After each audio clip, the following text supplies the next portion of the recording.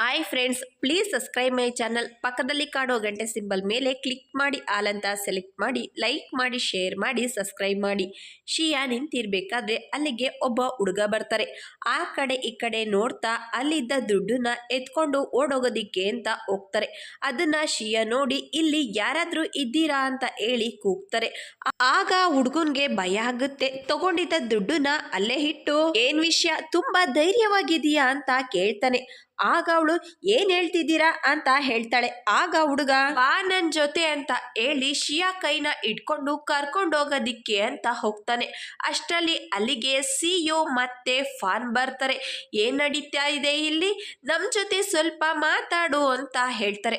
ಆಗ ಹುಡುಗ ಏನು ಇಲ್ಲ, ಸ್ವಲ್ಪ ಮಿಸ್ಅಂಡರ್ಸ್ಟ್ಯಾಂಡಿಂಗ್ ಆಗಿದೆ ಅಷ್ಟೇ ಅಂತ ಹೇಳಿ ಆ ವ್ಯಕ್ತಿ ಅಲ್ಲಿಂದ ಹೋಗ್ತಾನೆ. ಅಷ್ಟರಲ್ಲಿ ಅಲ್ಲಿಗೆ ಸಾರಾ ಕೂಡ ಬರ್ತಾಳೆ. ಆಗ ಸಿಯು ನೀನು ಆರಾಮಾಗಿದ್ಯಲ್ವಾ ಅಂತ ಕೇಳ್ತಾನೆ. ಆಗ ಅವಳು ಅವನ್ಗೆ ಮುಖನ ತೋರಿಸ್ತಾಳೆ. ನಾನು ಆರಾಮಾಗೆ ಇದ್ದೀನಿ ಅಂತ ಹೇಳ್ತಾಳೆ.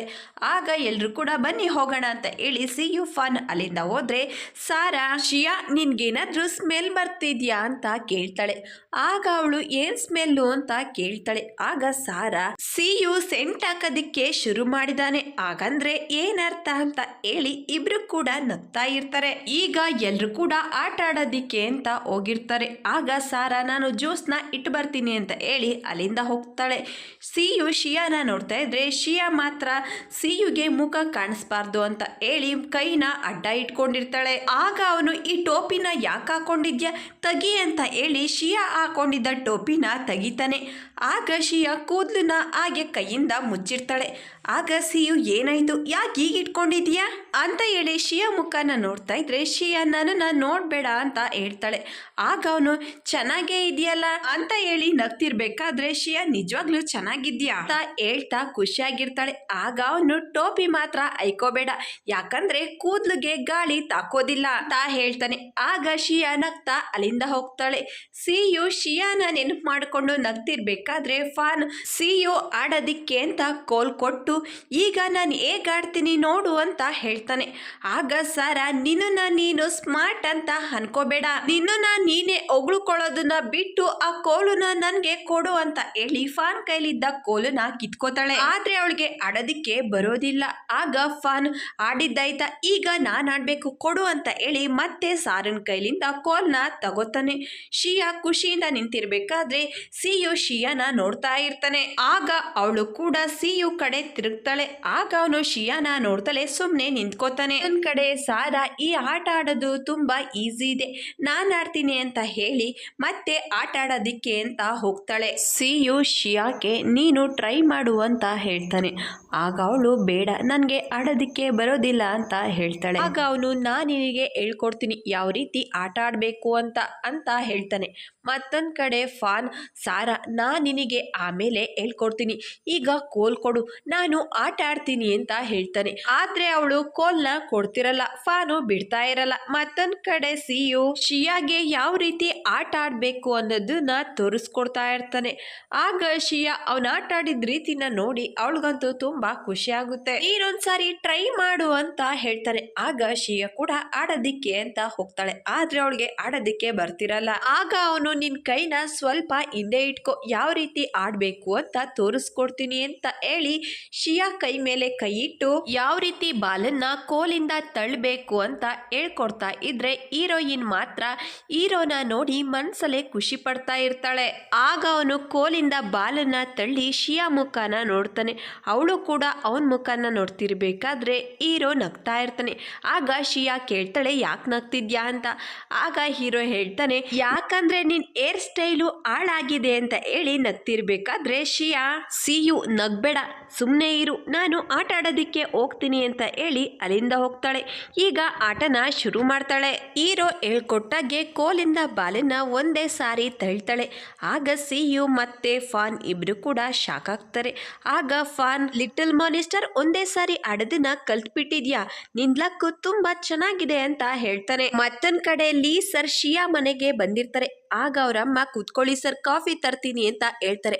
ಆಗ ಲೀ ಸರ್ ಕಾಫಿ ಏನು ಬೇಡ, ನೀವು ತೊಂದರೆ ತಗೋಬೇಡಿ ಅಂತ ಹೇಳ್ತಾರೆ. ಆಗ ಅವರಮ್ಮ ಪರವಾಗಿಲ್ಲ ಕೂತ್ಕೊಳ್ಳಿ ಅಂತ ಹೇಳಿ ಕಾಫಿ ತರೋದಿಕ್ಕೆ ಅಂತ ಹೋಗ್ತಾರೆ. ಮತ್ತೊಂದ್ ಕಡೆ ಸಿಯು ಶಿಯಾ ಒಂದು ಗ್ರೂಪ್ ಆದರೆ ಸಾರಾ ಮತ್ತೆ ಫಾನ್ ಇನ್ನೊಂದು ಗ್ರೂಪ್ ಆಗಿರ್ತಾರೆ. ಅದರಲ್ಲಿ ಸಿಯು ಶಿಯಾ ವಿನ್ ಆಗ್ತಾರೆ. ಆಗ ಫಾನ್ ಹೇಳ್ತಾನೆ, ನನ್ಗೀಗ ಅರ್ಥ ಆಯ್ತು ನೀವಿಬ್ರು ಒಂದು ಗ್ರೂಪ್ ಯಾಕಾದ್ರಿ ಅಂತ, ನನ್ನನ್ನ ಸೋಲಿಸ್ಬೇಕು ಅಂತ ಅಲ್ವಾ ಅಂತ ಹೇಳ್ತಾನೆ.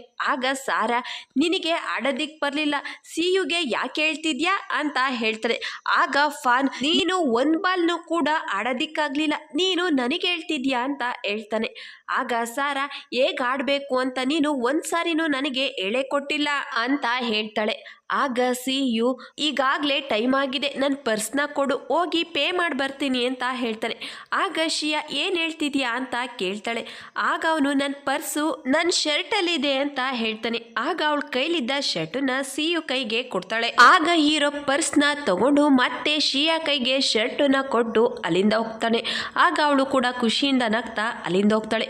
ಮತ್ತೊಂದು ಕಡೆ ಶಿಯಾ ಅಮ್ಮ, ಶಿಯಾ ಏನಾದರೂ ಸ್ಕೂಲಲ್ಲಿ ತಪ್ಪು ಮಾಡಿದಾಳ ಅಥವಾ ಎಕ್ಸಾಮಲ್ಲಿ ಏನಾದರೂ ಫೇಲ್ ಆಗಿದ್ದಾಳ ಅಂತ ಕೇಳ್ತಾರೆ.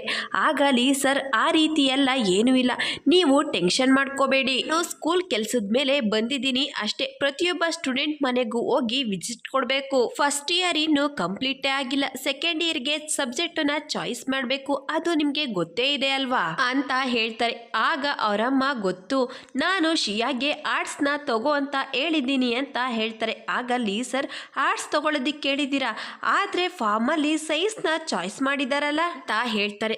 ಆಗ ಶಿಯಾ ತಾಯಿ, ಏನು ಸೈನ್ಸ್ ತಗೊಂಡಿದಾರ, ನಾನು ಆರ್ಟ್ಸ್ ತಗೋ ಅಂತ ಹೇಳಿದ್ನಲ್ಲ ಅಂತ ಹೇಳ್ತಾರೆ. ಆಗ ಸರ್, ಒಂದು ನಿಮಿಷ ಇರಿ, ಫಾರ್ಮು ಇಲ್ಲೇ ಇದೆ, ನಿಮಗೆ ತೋರಿಸ್ತೀನಿ ಅಂತ ಹೇಳಿ ಶಿಯಾ ಸಬ್ಜೆಕ್ಟ್ ಚಾಯ್ಸ್ ಮಾಡೋ ಫಾರ್ಮಲ್ಲಿ ಸೈನ್ಸ್ ಅಂತ ಫಿಲ್ ಮಾಡಿದ್ದಾರೆ, ನೋಡಿ ಅಂತ ಹೇಳಿ ಶಿಯಾ ತಾಯಿಗೆ ತೋರಿಸ್ತಾರೆ.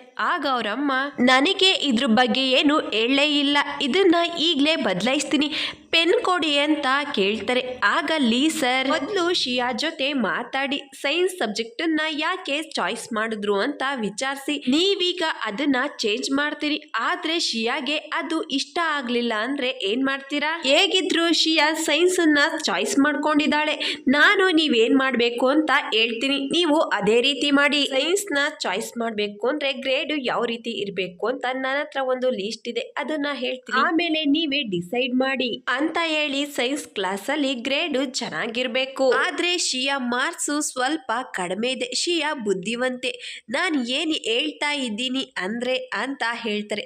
ಆಗ ಶಿಯಾ ಅಮ್ಮ, ನೀವು ಅನ್ಕೊಂಡಾಗೆಲ್ಲ ಏನೂ ಇಲ್ಲ, ಶಿಯಾ ಮಿಡಲ್ ಸ್ಕೂಲಲ್ಲಿ ಇದ್ದಾಗ ಸ್ಕೂಲ್ಗೆ ಫಸ್ಟ್ ಬರ್ತಾ ಇದ್ಲು, ಆಗ ನನಗೆ ಅವಳು ಓದೋದ್ರಲ್ಲಿ ಯಾವುದೇ ಸಮಸ್ಯೆ ಕೂಡ ಇರ್ತಾ ಇರಲಿಲ್ಲ, ಅವಳು ಗ್ರೇಡು ಕೂಡ ತುಂಬಾ ಚೆನ್ನಾಗಿರ್ತಿತ್ತು, ಕಷ್ಟಪಟ್ಟು ಓದ್ತಾ ಇದ್ಲು, ನಾವು ಇಲ್ಲಿಗೆ ಬಂದಾಗ್ಲಿಂದ ಒಂದು ಕಂಪ್ಲೇಂಟ್ ಕೂಡ ಬಂದಿಲ್ಲ, ನೀವು ಒಬ್ರು ಟೀಚರ್ ಆಗಿ ಅವಳಿಗೆ ಧೈರ್ಯ ಹೇಳೋದನ್ನ ಮಾಡಬೇಕು, ಆದ್ರೆ ನೀವು ಈ ರೀತಿ ಮಾತಾಡೋದಿಕ್ಕೆ ಹೇಗ್ ಸಾಧ್ಯ ಅಂತ ಹೇಳ್ತಾರೆ.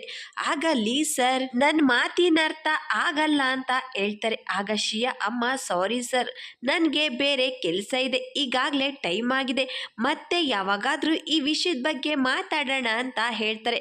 ಆಗ ಸರ್, ಸರಿ, ನಾನು ನಿಮಗೆ ಡಿಸ್ಟರ್ಬ್ ಮಾಡಲ್ಲ ಅಂತ ಹೇಳಿ ಹೋಗ್ತಿರ್ಬೇಕಾದ್ರೆ ನಿಮಗೆ ಕೋಪ ಬಂದಿದೆ, ನನ್ನ ಉದ್ದೇಶ ಆ ರೀತಿಯಲ್ಲ, ನಾನು ಏನು ಹೇಳಬೇಕು ಅಂತ ಅನ್ಕೊಂಡೆ ಅಂತ ಹೇಳ್ತಾರೆ. ಆಗ ಶಿಯಾ ಅಮ್ಮ, thank you so much sir, ನನಗೆ ವಿಷಯ ಹೇಳಿದ್ದಕ್ಕೆ, ಮತ್ತೆ ಸಿಗೋಣ ಅಂತ ಹೇಳಿ ಬಾಗ್ಲಾಗ್ತಾರೆ. ಮತ್ತೊಂದ್ ಕಡೆ ಸಾರಾ ಹಾಡೇಳೋದಿಕ್ಕೆ ಹೋಗೋಣ ಬನ್ನಿ ಅಂತ ಹೇಳ್ತಾರೆ. ಆಗ ಫಾನ್, ನೀನ್ ಹೇಗೆ ಹೇಳ್ತೀಯೋ ಹಾಗೆ ಅಂತ ಹೇಳ್ತಾನೆ. ಆಗ ಶಿಯಾ, ಬೇಡ, ಇಷ್ಟೊತ್ತಿಗಾಗ್ಲೇ ಅಪ್ಪ ಅಮ್ಮ ಮನೆಗೆ ಬಂದಿರ್ತಾರೆ, ಮತ್ತೊಂದು ಸಾರಿ ಯಾವಾಗಾದ್ರೂ ಹೋಗೋಣ ಅಂತ ಹೇಳ್ತಾಳೆ. ಆಗ ಸಾರಾ, ನೀನಿಲ್ಲ ಅಂದ್ರೆ ಮಜಾನೇ ಇರಲ್ಲ, ಪ್ಲೀಸ್ ಬಾ ಅಂತ ಹೇಳ್ತಾಳೆ. ಆಗ ಶಿಯಾ, ಪ್ಲೀಸ್ ಸಾರಾ, ನಾನು ನೆಕ್ಸ್ಟ್ ಟೈಮ್ ಬರ್ತೀನಿ ಅಂತ ಹೇಳ್ತಾಳೆ. ಸಿಯು ಹಿಂದೆ ತಿರುಗಿ ನೋಡ್ತಾನೆ, ಅಲ್ಲಿ ದುಡ್ಡು ಕದ್ದು ಶಿಯಾ ಕೈಗೆ ಸಿಕ್ಕಿಬಿದ್ದ ವ್ಯಕ್ತಿ ನಿಂತಿರ್ತಾನೆ. ಅದನ್ನ ನೋಡಿ ಸಿಯು, ನೀವೆಲ್ರೂ ಹೋಗ್ತಾ ಇರಿ, ನಾನು ಶಿಯಾನ ಮನೆಗೆ ಬಿಟ್ಟು ಬರ್ತೀನಿ ಅಂತ ಹೇಳ್ತಾನೆ. ಆಗ ಫಾನ್, ಬನ್ನಿ ನಾವು ಹೋಗೋಣ ಅಂತ ಹೇಳ್ತಾನೆ. ಆಗ ಸಾರಾ ಫಾನ್ ಮುಂದೆ ಹೋದ್ರೆ ಶಿಯಾ, ಸಿಯು ತುಂಬಾ ಚಳಿ ಆಗ್ತಿದೆ, ನೀನು ಈ ಶರ್ಟ್ ಹಾಕೋ ಅಂತ ಹೇಳಿ ಸಿಯುಗೆ ಶರ್ಟ್ ಕೊಡ್ತಾಳೆ. ಈಗ ಇಬ್ರು ಕೂಡ ನಡ್ಕೊಂಡು ಮಾಡ್ಕೊಂಡು ಬರ್ತಿರ್ಬೇಕಾದ್ರೆ ಸಿಯು ನಿನ್ನ ಹೇರ್ ಸ್ಟೈಲು ತುಂಬಾ ಚೆನ್ನಾಗಿದೆ ಅಂತ ಹೇಳ್ತಾನೆ. ಆಗ ಅವಳು ನನ್ನನ್ನ ರೇಗಿಸ್ಬೇಡ, ನನ್ನ ಹೇರ್ ಸ್ಟೈಲು ಹೇಗಿದೆ ಅಂತ ನನಗೆ ಚೆನ್ನಾಗಿ ಗೊತ್ತು ಅಂತ ಹೇಳಿ ಕಾಂಪಿಟೇಷನ್ ಯಾವಾಗ ಶುರುವಾಗುತ್ತೆ ಅಂತ ಕೇಳ್ತಾಳೆ. ಆಗ ಅವನು ಆಗಸ್ಟಿಗೆ, ಅದಕ್ಕೆ ಸ್ಕೂಲ್ ಶುರುವಾದ್ಮೇಲೆ ನನಗೆ ಟ್ರೈನಿಂಗ್ ಇದೆ, ನಾನು ಟ್ರೈನಿಂಗ್ ಹೋಗ್ಬೇಕು, ಆಗ ನೀನು ಒಬ್ಳೇ ಇರ್ಬೇಕಾಗುತ್ತೆ, ಸ್ವಲ್ಪ ಹುಷಾರಾಗಿರು ಅಂತ ಹೇಳ್ತಾನೆ.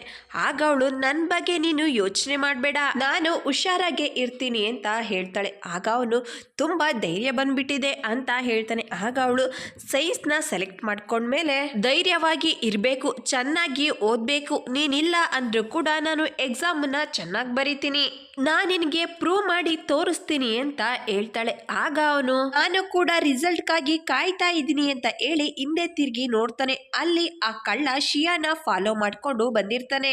ಆಗ ಅವನು ಕಳ್ಳನ ನೋಡ್ತಿರ್ಬೇಕಾದ್ರೆ ಶಿಯಾ ಕೂಡ ಹಿಂದೆ ತಿರುಗಿ ನೋಡ್ತಾಳೆ, ಆದ್ರೆ ಕಳ್ಳ ಮುಖನ ತೋರಿಸೋದಿಲ್ಲ. ಆಗ ಅವಳು ಸಿಯು ಆ ಕಡೆ ಏನ್ ನೋಡ್ತಿದ್ಯಾ ಅಂತ ಕೇಳ್ತಾಳೆ. ಆಗ ಅವನು ಏನು ಇಲ್ಲ, ನಡಿ ಹೋಗೋಣ ಅಂತ ಹೇಳಿ ಇಬ್ರು ಕೂಡ ಅಲ್ಲಿಂದ ಬರ್ತಾರೆ. ಈಗ ಶಿಯಾ ಮನೆಗೆ ಬರ್ತಾಳೆ. ಅವಳಿಗಾಗಿ ಅವಳ ಅಪ್ಪ ಅಮ್ಮ ಕಾಯ್ತಾ ಕೂತಿರ್ತಾರೆ. ಅವರಮ್ಮ ತುಂಬಾ ಕೋಪದಲ್ಲಿರ್ತಾರೆ. ಆಗ ಅವಳು ಅವ್ರ ಅಮ್ಮನ ಹತ್ರ ಹೋಗಿ ಅಮ್ಮ ಅಂತ ಕರೀತಾಳೆ.